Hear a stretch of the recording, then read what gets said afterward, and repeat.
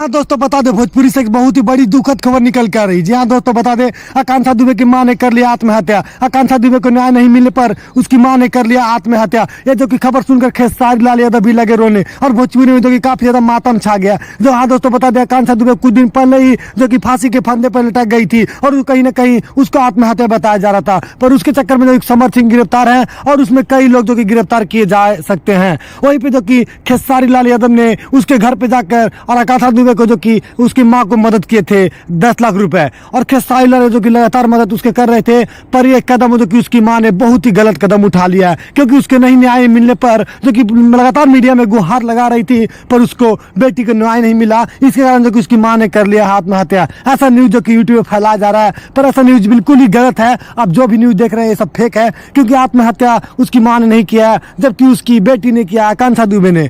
आकांक्षा दुबे का आत्महत्या का होने के बाद उसकी मीडिया में आकर उसकी मां जो कि लाइव में आकर सीधा गुहार लगा रही है कि हमारे बेटी को इंसाफ मिलना चाहिए और समर सिंह को जल्द से जल्द फांसी की सजा हो। तो इसमें आपको क्या राय है, हमारे वीडियो कमेंट में जरूर बताएं। तो चलिए मिलते हैं फिर अगले वीडियो में इसी अंदाज के साथ।